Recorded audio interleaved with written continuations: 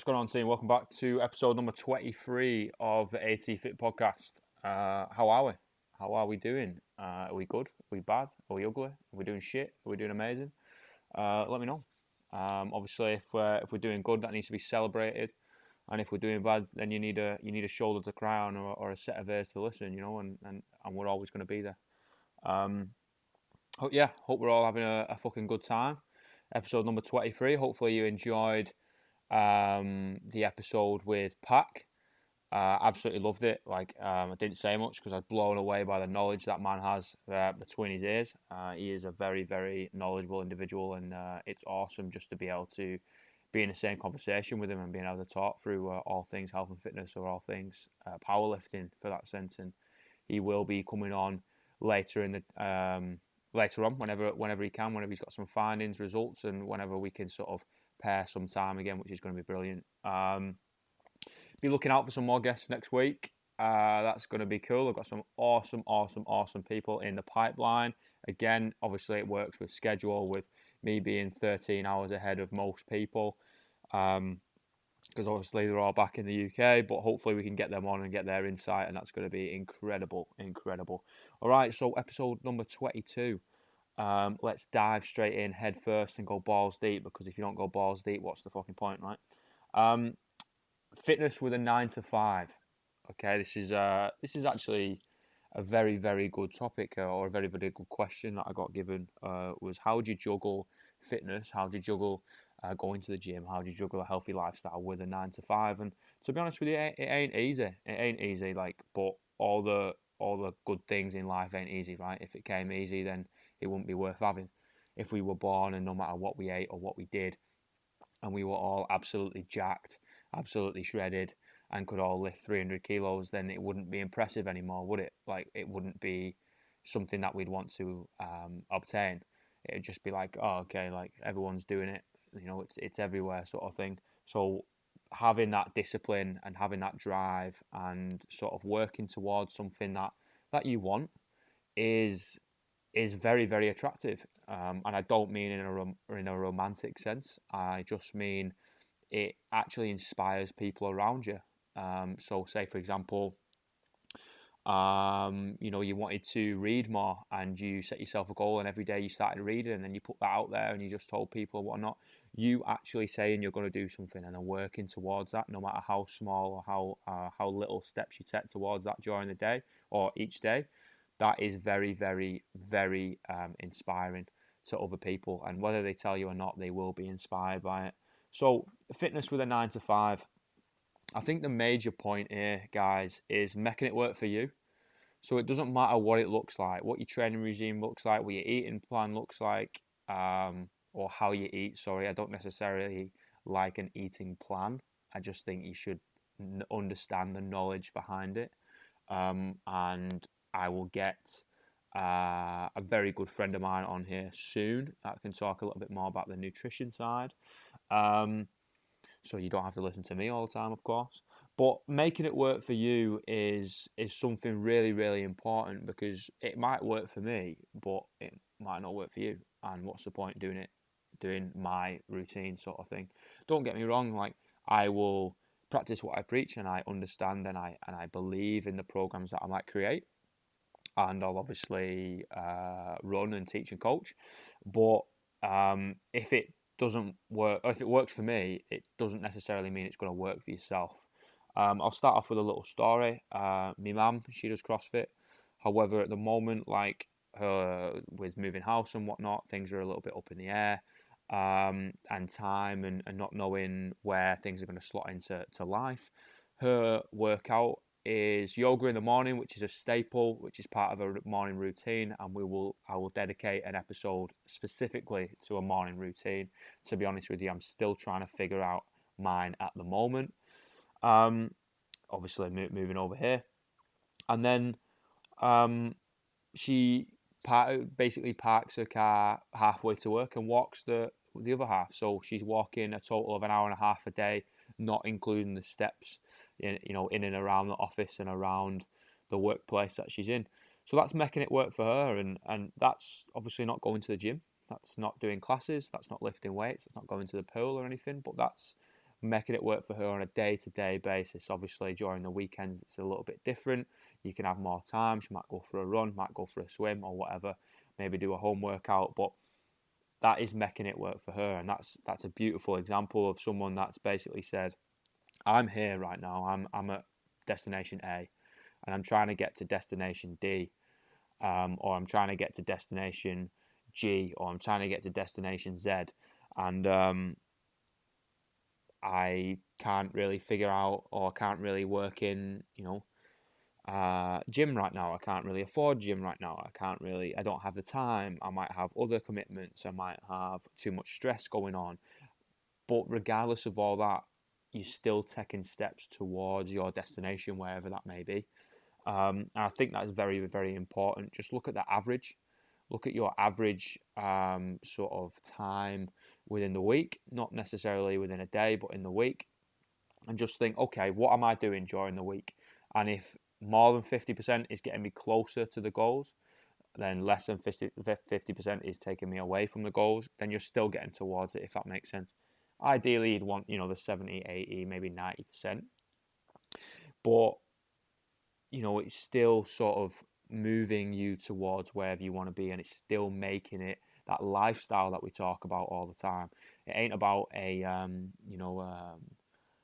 fad diet or a temporary thing. It has to be sustainable, because if it isn't, then you're inevitably going to start yo-yoing, and that's when you yo-yo diet, that's when you yo-yo train, and that's when the results that you get are a little bit subpar, and that can start affecting you mentally. Because obviously, when you are in the gym, I don't doubt it that you're not working hard, but if you're not consistent with it, then your results will reflect that, and then that can start affecting you, mentally as well. Like you might think, oh well, what's the fucking point if I'm putting in all this work and I'm not getting any results? And it's like, well, if you actually made it a little bit more sustainable, so you can be consistent with it throughout a longer period of time, then you would see that results, and you would see that lasting result as well. That would stay with you, instead of just coming for a holiday or coming for an anniversary or whatever, and then just leaving again.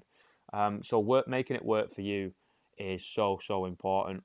And the only way you're going to be able to do that, guys, is trial and error. Trial and fucking error. Try something, doesn't work, brilliant. Now you've left learning something new, and go on and try something else, and then try something else, and then try something else. Throwing off shit against the wall, eventually something's going to stick. And you'll find something that you really, really enjoy. And if you enjoy it, and it really doesn't take a lot of willpower, then you've got more energy to spend in other areas of your life. And that's the idea. Like, this whole fitness thing is supposed to contribute to your life. It's not supposed to take away from your life. And making a trial and error, and failing at that, and getting a little bit too obsessed with it, maybe spending a little bit too much time there, or too much energy, and wrecking yourself, and not focusing on the recovery or the food, or the social life, which is again important, because that helps you de-stress mentally. That's something that I've not got the hang of. It's being able to allow yourself that time to de-stress mentally, and spend some time with friends and whatever, because like I say this all the time, that those are the people that ends up keeping your chin up when you do feel a little bit down. So you need to incorporate that into your plan, and be realistic about it. Don't think in 4 weeks I want to have dick skin, and have 12 6-packs, not 12 pack on my stomach, and have 40-inch arms or something ridiculous. Like, be realistic with it, and just think, what, like, I just want to feel a little bit healthier. I want to get my first push up, or I want to lose a kilo, or not necessarily week by week, but just giving yourselves little goals. And a good mate of mine talked about little wins. As when you're down in the dumps, he turned around and was like, Alex, like, it's all about little wins, and working on your business, working on a program, seeing friends, making someone smile in a day, being able to afford a coffee, or drinking a morning coffee, or waking up and having time to meditate, or anything like that. That's a win. That's a little win. You've got to take it as little wins, and eventually those little wins are going to build up to a big win. But those big wins are few and far between. They come, once a blue moon.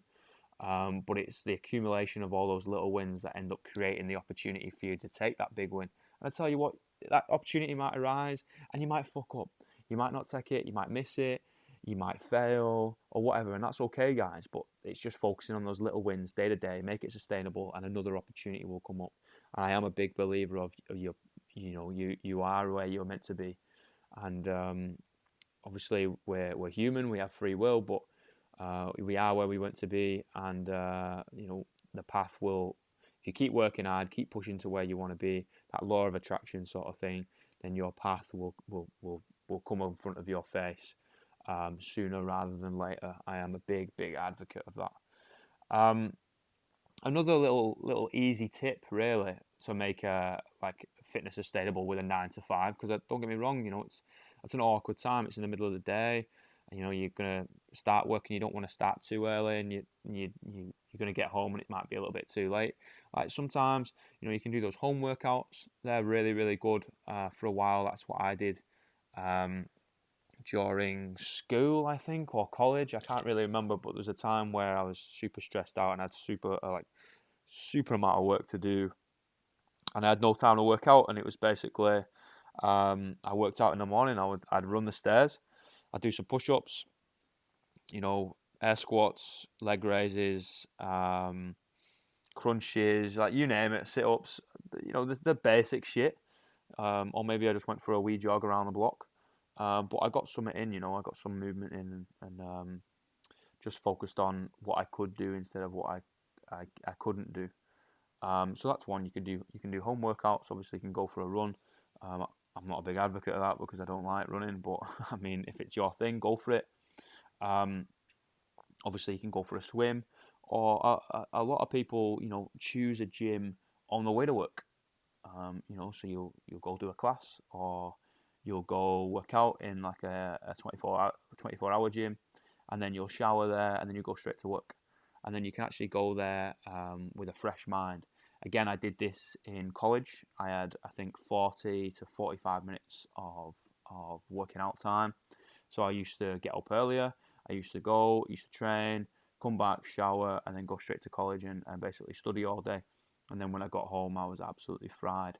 But that was mainly for my mentality, and it basically refreshed my mind, and I could attack the day, and everything was switched on and turned on, because I'd take ages to wake up in the morning. I'm more of I wouldn't say I'm a morning person or a night person, but you need, do what's needed, right? Obviously you can have the opposite, people that really hate working out in the morning. And to be honest, I am one of them. I hate working out in the morning, but needs must. I'd rather do that than not work out at all. Then you can have a gym on the way home.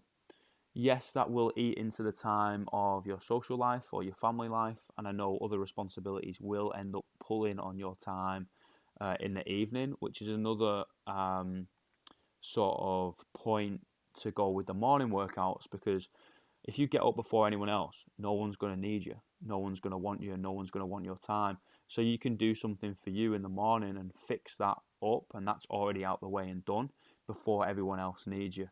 Again, that's another reason why I would or sometimes work out in the mornings. But my schedule is obviously going to be a lot different to you guys. Being a coach, like you work real unsociable hours, and while everyone's off, you're working, and while everyone's working, you're not coaching a class, of course, but doing something. So it's basically fit it in wherever's possible. Yes, if you want to be a world-class athlete or a national champion or really fucking good at your sport, then you're going to have to dedicate a lot more time, and that does come to how much do you want it, sort of thing. And are you willing to sacrifice time with your mates and sacrifice time with your family and to be able to do this? And if you have that support system around you, and even if you don't have that support system around you but you genuinely want to do it, then crack on. That's absolutely fine. But some people don't want to do that. So again, it's just being able to work it into your lifestyle a little bit better, is what we try and talk about at the whole AT Fit thing. And you don't necessarily have to rag yourself and train all the time to get the results that you want. It might take you a little bit longer, but it will be a little bit more sustainable. And it's just straight talking, guys. Like, just taking a little bit longer. Enjoying the process is a massive one. Instead of getting to the gym and in the morning and doing 2 hours of fasted cardio and then going in the evening and fucking hitting your weights, and that ain't sustainable. You're in the gym 4 hours a day. Like people, people are gonna miss you. Like you're not gonna see your family. You're not gonna see your friends. You're gonna have no energy for work. Like your cognitive ability is gonna shoot low. Like it's not sustainable. So maybe for a short period of time, but not that sustainability lifestyle that we're looking for. So being able to find something that slots into your lifestyle a little bit better is perfect. And even if you genuinely, I know there are people that work like an absolute savage out there, and I have got the utmost respect for you. And you legitimately can't sacrifice any time in the day for you to go to the gym or for you to go for a run, for example. Then I would just suggest 3 10-minute walks a day. That's it. Obviously, your food intake is going to be a lot lower than people that do work out because you're moving a lot less, depending on your job, of course.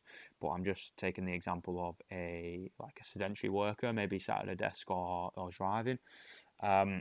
So what was I saying? Oh yeah, your nutrition will have to be a little bit less, but those 3 10-minute walks is going to get you at least a little bit of movement in, and punch that step count to 10,000 or above, hopefully. And maybe your dinner break, i.e. the middle of the day, you can sort of be on a call and walk around. You can get a standing desk. Your nutrition will have to be a little bit more strict when it comes to trying to eat healthier things, just so you feel a little bit better inside, because obviously you're not going to get that serotonin and those endorphins running around and secreted into the system through exercise. So sort of eating a quote unquote cleaner diet or more nutrient dense diet will help you with how you feel and your moods. And hopefully help you sleep a little bit better as well. So then obviously that is a positive feedback loop. So again, yeah, guys, like there is ways of doing it, simple as not taking a lift, taking the stairs. And yeah, it sucks, and especially if you are incredibly, out of shape, you might have to stop a few times. But I tell you what, guys, like you taking that step, going back to what I said at the beginning, you taking that step and taking that stairs, you know what, guys, I'll meet you up there. You know what, ladies, I'll meet you up there. And, it takes you a lot longer, and you might be a little bit sweaty when you get to the top. But fuck it. You're doing something that's going to impact your health. You're doing something that's going to hopefully elongate your lifespan. Like, that is inspiring as shit. It doesn't matter how unfit you are now or how fit you are now or where you are now. If you're taking steps towards that, that is so inspiring. There will be people, in fact, pretty much everyone will take something from that, even if they, rip you apart or laugh at you a little bit, on the surface level. They will take something from that, definitely. Especially, it might not be now, might not be in a year's time, but it will be when they reach hardship and they'll be thinking, oh shit, like I really respect that now because they made that decision to do something, to do the difficult thing to make their life a little bit better. It goes back to that Les Brown quote of, if you do what is hard, your life will be easy. And if you do what is easy, your life will be hard. And it's so, so true. That is fucking 100% true. And that man is a very, very inspirational bloke. The last one is just making a habit. Try and make a habit. Yes, it's going to take a little bit of discipline to be able to forge that habit, but once it's there, it's there. You know what I mean? Like, you're not going to have to think about it. It's going to be second nature, and then you're going to have more energy to be ploughed into other areas of life. So it's just being able to create that sustainability or create that habit which is sustainable, and then everything else is just going to be able to sort of feed off that. You don't have to go to the gym. You don't want to, don't go. You don't like it, don't go. That's absolutely fine. But what you can do is just being able to sort of integrate it into your schedule, wherever it fits and wherever you sort of enjoy it. You don't necessarily have to lift weights. You don't have to do step class. You don't have to run. You don't have to swim. Like, whatever you enjoy, do that. And then, once you've built the confidence and the self-belief and a little bit of base through that, that's when you can start branching out, if you wish, branch out to other areas and try other things involved with this fitness thing. But even if you just start off with walking, that is a massive, massive achievement. Massive achievement. So hopefully that has helped with fitness with a 9 to 5, juggling it with a 9 to 5. I really do appreciate all the support on the podcast and on everything really. And if you are someone that is supporting someone through a hard time, not necessarily with me or whatever, or people that I know, just a human being supporting another human being through a hard time, then you are a fucking angel sent from heaven. And I really, really do appreciate that I can have some sort of contact with you through this. So team, have a great day. Hopefully this has helped. I will speak to you very, very soon and take it easy. Love you all. Peace out.